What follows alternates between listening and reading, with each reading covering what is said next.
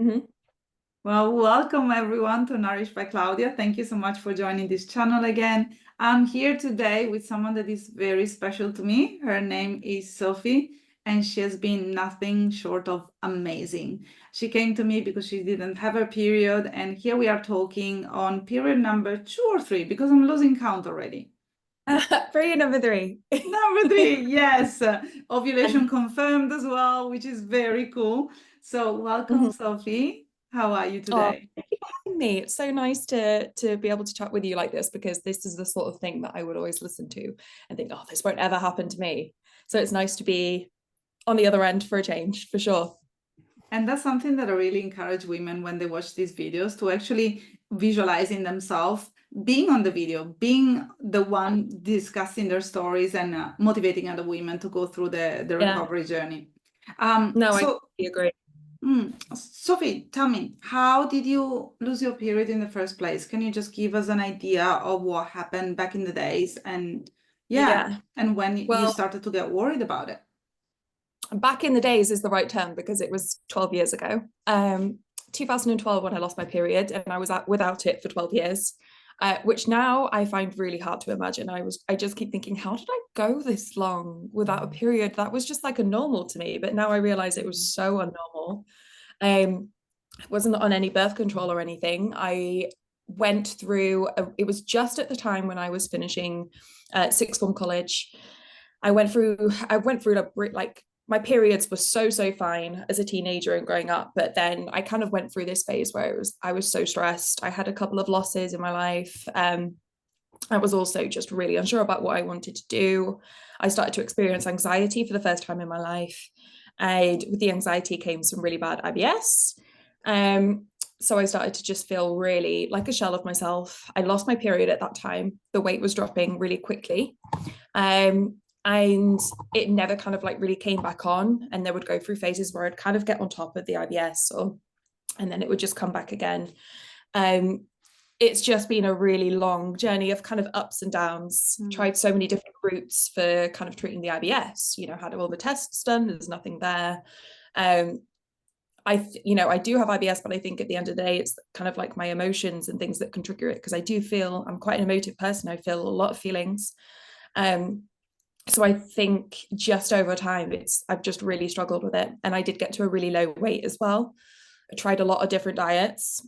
Went to see somebody who said I had parasites, so I had to go on this crazy cleanse. Um, Tried every diet under the sun, FODMAP, cut out all of these food intolerances that they said I had because I did a test. And yeah, my relationship with food wasn't great by the end of that because I was Mm. just scared to eat anything, to be honest. By that point, it was really limited. There was a time when I was just eating literally like vegetables and protein, not very fun. Um, and it's funny because every time that I've kind of got better, it's when I've got my stress under check. So I think that says a lot, to be honest. But anyway, it got to a point where I was like, I really want my period back. I read, I didn't know it was a thing really. I knew I had amenorrhea based on what the doctors had told me, but I didn't know hypothalamic amenorrhea was a thing. So back in like 2019, I discovered No Period Now What, gave it a really good read during the community. Like I would kind of like linger on the page a bit and really gave it a go by myself, didn't really get anywhere. Um, I remember being so excited because I was like, oh, I've got a bit of CM and like all that kind of thing. And people were like, CD20. And I was like, what's CD20? What does this mean? It's like a whole different language. And anyway, yeah, like life got in the way. COVID happened, got various jobs. I moved cities, just kind of gave up really on that. And then last year, I met a very lovely man who is somebody who I want to marry and somebody who I'd like to have a family with. And I'm like, this can't happen because I've got this thing.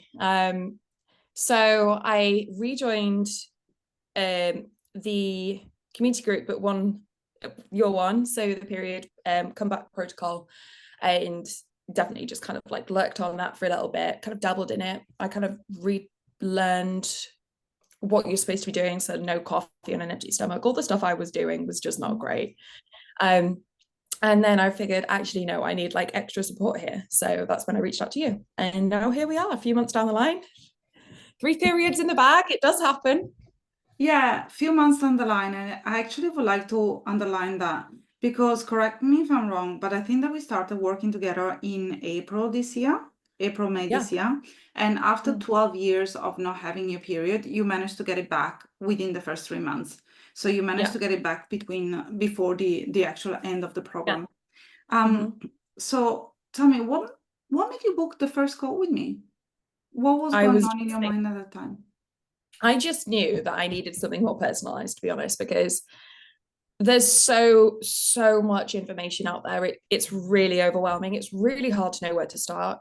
I had tried so many different supplements as well. Like I tried soy isoflavones, I had tried ACL, I think that's it, and just so many different things. And I to be honest with you, I just needed somebody to talk to about it because as well, like it's so lonely, so isolating.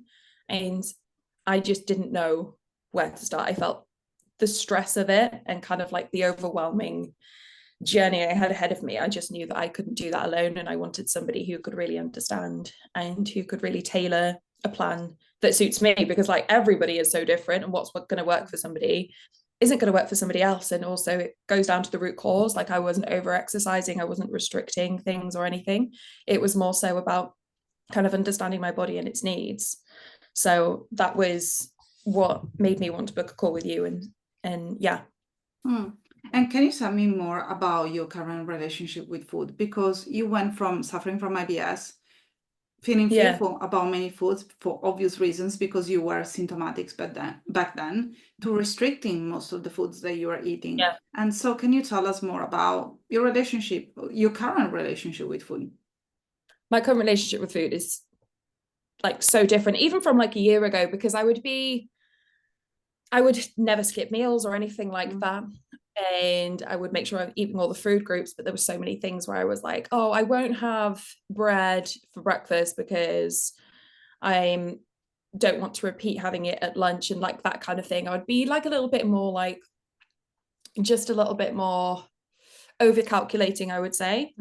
Um, which can definitely impact kind of like how you feel about food in the same way. And eating out was definitely a bit more of a challenge too. There was things, it was more so things like raw fish and being scared if somebody cooked me like anything undercooked. So I didn't really trust anything, because I felt like when I went to see the parasite person, they were like, you got this from like undercooked food. And so that's where it kind of all stemmed from. And I was really scared of getting food poisoning, that kind of thing. Not fun. My relationship with food now is like completely different. I feel like I'm actually able to go out, enjoy different foods. I can go out and eat like raw fish and like sushi, and like I love it. And it's so funny because like I'll go out for dinner with my boyfriend and he'll be like, look at you ordering the fish. And I'm like, yeah, it's fish. It's really not a big deal. And yeah, there was still a lot of things like I would have. I've made a lot of switches as well that just make sense to me. Like I used to drink black coffees or like Americanos, and now like I can't stand them. Like I'm just like, I love like my full fat Interesting. like black whites and like that kind of thing. I feel like my body's just adjusted to these changes and I much prefer them. Um and I've really enjoyed actually introducing all of these foods back in and just feeling a little bit more relaxed, because you can just have so much more fun with it, and it makes you more free and it makes you feel more sociable and like that kind of thing. So yeah, it's a nice thing. Something that I really enjoyed about you, especially in the beginning when you were super committed to recovery and you wanted to do all the things just to make sure that you were going to get your period back as soon as possible, is that you started your private Instagram account. And every single Yeah. day you were posting pictures so that I could have a look at them and could give you feedback. And I could see how much love you were putting in all your meals, and you were trying to have different meals every single day. And Yeah. that's something that really showed me how motivated you were to recover Yeah. properly. Now, tell me, Sophie, what was your stickiest point? Meaning, what was your challenge, your biggest challenge, especially in the first couple of months when you were doing all the things, but you were not seeing the final result? Just trusting my body. Like I still struggle with it now. Don't get me wrong. I'll be waiting for a period or waiting for an ovulation, and my cycles are still long. So I think just letting go of the control and wanting to do it in a very set amount of time, and just it's so hard when you're in it because you just don't know, especially when you're about to get the first period. You just don't know how long it could take. It could take weeks, months, a year plus. Like and you've kind of put your life on hold as well, because like, well, no, you don't put your life on hold, but I chose to, because I was having like, I just finished a really stressful placement with work. I was having a quiet time with it anyway, because I'm freelance. So I just thought I'm going to give myself a bit of a break with that. I was doing bar like a couple of times a week. So I decided to like take a break from that too, and like just focus on like recovery and kind of like just healing. And there were days where I really enjoyed it. It was lovely. It was great. Just like lay out in the sun and read a book, that type of thing. And then it was other days where I just feel like I'm not doing anything with my life. I'm just being so lazy. My full-time job is just eating and sleeping. So I think it was, and I just couldn't imagine having a period. I just couldn't see it. No, it just was something that happens to other people. I've gone 12 years without it. It's never going to come back again. So it was definitely that kind of, yeah, just the trust, I guess. And that's where you helped me, because something I was never doing was kind of like focusing on like my mental health throughout this phase. Kind of like the visualization, the restorative yoga, the deep breathing, the journaling. I always like poo-pooed the journaling, because I was like, that's just like a phase, that's like a trend, isn't it? And yeah. I just couldn't see myself doing it. But when I started doing, it was only when I started doing those things that I started to see results. And I think there's a lot to be said for that. Interesting that you're saying that, and thank you so much for sharing, because I think that this is going to resonate with so many people, especially the fact that you feel like the unicorn, that you are the only one that is not going to get the period back because you haven't had it for 12 years. And the reality is that the most women that I've been working with haven't had periods for 10, 12, 15 years. And you managed to get it back in a very short period of time, which means that your body was just waiting for it, desperately waiting for you to actually give yourself a break. And also something else that you said is super interesting, the fact that you allowed yourself some time and space to simply rest and do very little and nurture yourself. And all of a sudden, you felt lazy. You felt that you were not doing anything when it came to your life. That's what we're conditioned to think, for sure. Like, I've just been working nonstop, like for the past few years especially, and I think you just become used to that. And I think when you stop doing that, you go like, well, what's my worth? What's my purpose in life? And that kind of thing. My boyfriend would be like, your purpose right now is to just focus on you. Like, you're having making a short-term sacrifice for like long-term benefits and like that kind of thing. And it's like, yeah, I get that, but like everybody's going to work and everybody's doing all these things, like going to workouts and like traveling and like that kind of thing. And it just felt so, I just felt like such a slob, to be honest. And I think that's a very natural thing to think, because I was eating so much. I still eat so much, but it just felt, I was eating a lot more than I was used to, because I would make sure that I was literally like eating like every 2 to 3 hours.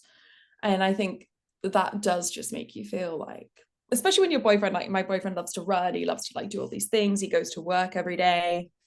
So I'm kind of like sat at home like, okay, I'm just trying to trust the process, but it's really hard to just accept this and let myself just fully commit to things. But it's paid off. It has, without a doubt. And since then I've been able to go on holidays. I've done a Pilates class. Like, I could definitely relax a lot about it more. I don't think about it as much. Like, it's just not something that absorbs all of my brain at the moment, which is so nice, because at one point it was just like, this is all I can really think about right now. And I do remember that the first couple of months that we worked together, you were sending me messages almost daily. I would say, daily. Because I have such bad health anxiety, and I would be like, what is going on? So that is the best for me. That was one of the best things that's come out of working with you, because it put my mind at ease throughout the whole process. And like, I would be able to like send a message before I go to bed, and then I could look forward to like a wake up, like a voice note from you that just puts my mind at ease. And honestly, it was the biggest blessing, the biggest gift, because I would have sent myself into a spiral just with like questioning all of these things and searching for like Reddit and like on the Facebook group for similar situations, and just knowing that, everything's okay, it's all happening as it's meant to. You being able to like answer things from kind of like a professional perspective as well, or to kind of suggest kind of like natural treatments and things like that, or to say if like my gut's not feeling great, anything like that. Like you were just like a godsend, honestly. And the reality is that you need to trust someone else before you can actually Yeah. trust yourself. If the trust Mhm. with your body has been broken, then that's the quickest way to heal it. Trusting someone Yeah. that is a professional that is in your corner, that you know that is quite empathic towards your situation, that has lived it before. So then you can trust your body once Yeah. again. So Yeah. when did you get your first period? How did you know that it was coming? I didn't know it was coming. I mean, I had a big spot on my chin. I've noticed before I get a period, I'm more clumsy. I mean, I'm a clumsy person anyway, but obviously I'll go into a shop and I'm like a bull in a china shop. Everything's being dropped.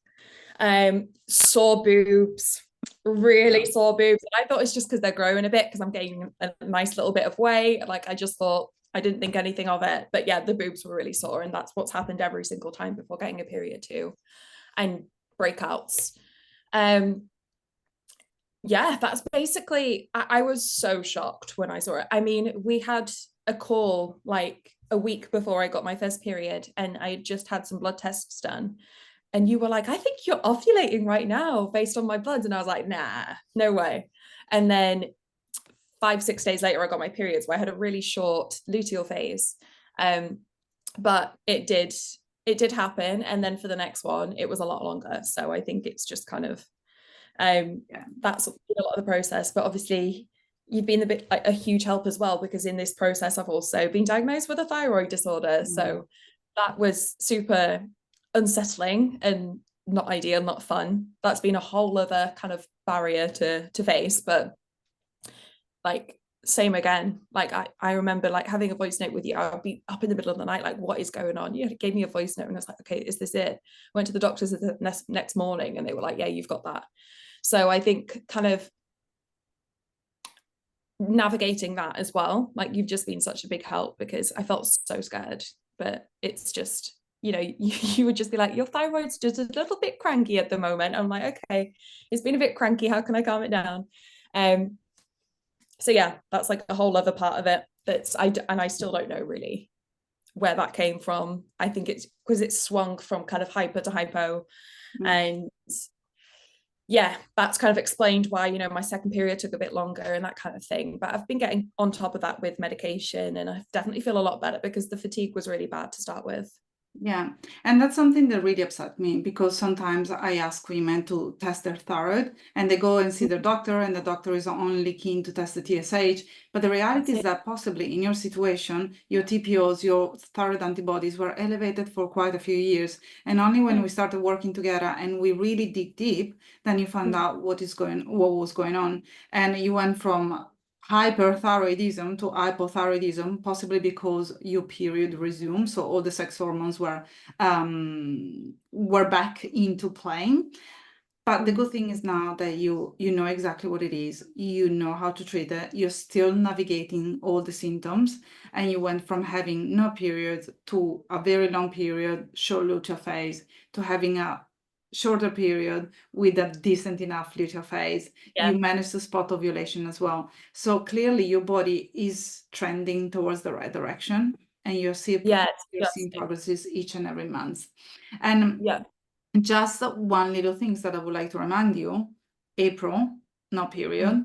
September, we are already discussing how to support your thyroid so then you can get to the next chapter in life. That's how quickly your life can change. It's so exciting, honestly. I just know as well, like I wouldn't have ever I would be in the exact same position as I was in April if I hadn't have worked with you. Like I just know that in my bones. I'm just being like an angel. It's been amazing. I'm just speechless, because I would love to be there and just give you the strongest hug. Anyway, Sophie, you have watched these videos before. You've watched other women speaking with me. You've watched other women speaking with other professionals. Now that you have lived it, now that you're on the other side of this whole journey, what would you share? What would you say to that woman that is sitting somewhere in a room or is walking somewhere and listening to this video thinking, yeah, good for her, but this is not gonna be me? Yeah, because that was totally me. I would say, honestly, like really don't just do one area. Don't just kind of like eat a bit more but still exercise. Don't cut out exercise and like that and just do one bit. It needs to be a holistic way of doing it. And I really think tailoring your route is the most important thing, because for me, my biggest trigger was kind of like the stress and also feeling like stressed around food. So I would say like tackle it from every area and don't overlook kind of like the mental side of it. So kind of calming your nervous system, visualization, doing the meditation, and just allowing yourself to slow down, because I think our bodies are always just so go, go, go. Our brains are always go, go, go in today's lifestyle. And I think allowing yourself to just have this time to really heal is so important. Another thing would be, don't just go Googling everything and just looking for like reassurance from other people in the group, because you can't compare yourself to what's happening to somebody else. Like it don't get me wrong, it's good to kind of like chat to other people and to kind of share experiences. But I think at the end of the day, you do need to speak to somebody who can understand what your needs are and what your triggers are, and to go from there. And also, I would my last thing would be to just enjoy it, because how often you're probably never going to get this chance in your life to just like completely rest and to eat and to just chill and to just focus on yourself, and just keep thinking, just take each day as it comes and just keep thinking of like your final goal, because that's the most important thing. Like just remind you of why you want to get your period back, whether it's to have kids or whether you just want to feel like a woman again and just to feel more in tune with your body. All of that kind of thing, I would say, is really important.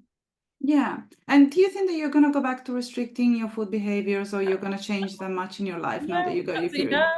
No plans on that. Absolutely not, because I love food too much and I'm just having too much fun. And it's so nice to just be able to just like feel more relaxed around a lot of things, not just food, but in social environments. And you just feel there's nothing better than feeling more in tune with your body, for sure. Like, and knowing, I think it's so interesting, because there would be times where I'd be like, I don't want to see anybody, I just want to stay at home. And then other times where I feel more sociable, and it's like, oh, now I can see like why that's happening, because it's like that time of my cycle. So when you can understand that, you can be more compassionate with yourself and to know what you need at that time, to whether it's to say yes to plans or to turn things down, whether it's to be a little bit more active and that kind of thing, or to just completely rest. Like that's a really nice thing that comes out of this. And I think overall you just feel like you've got yourself back, for sure. And I don't know about you, Sophie, but through my recovery journey, I discovered hunger. And now that I'm not feeling hungry all day, every day, no way that I'm going to go back to those feelings of feeling empty inside. Oh my God. Like at the start, I could not stop eating. Like, and I'll still have days where I'm like a bottomless pit, but at the start I was just like, yeah, I can keep eating. Yesterday, I was just like, I just had a thought and I was like, I'm just not thinking about food. I'm not thinking about my next meal. Like I'm not absolutely ravenous and feel like I need something in my mouth every hour. Like it's so nice to get to that point, because kind of like your weight settles and you just feel a lot more like you can put your energy into so much other things that kind of give you joy, which is a really nice thing. Your weight settles. This should be the title of these videos, because so many women are so afraid that they're going to become balloons. Yeah, no, completely. Like I feel so much better as well now. I have put on some weight, because you feel a lot like, you just feel a lot sexier, you feel a lot more womanly, and like clothes just fit a lot nicer. So I wouldn't like, you don't just keep gaining, like it does set, and so does your hunger as well. You're not just going to be consistently eating all of the time. So yeah, it's all temporary. It's temporary and it's worth it.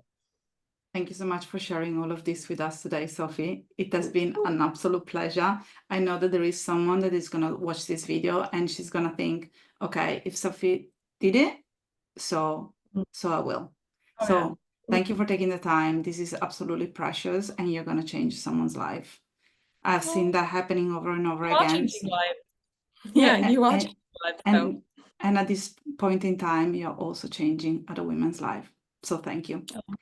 Thank you. Ladies, if you want to ask questions to Sophie, just post it in the comment section and I will make sure that she's going to get back to you, or I will answer the questions for her. But once again, thank you, Sophie, and I will see you next time. Bye. Thank you.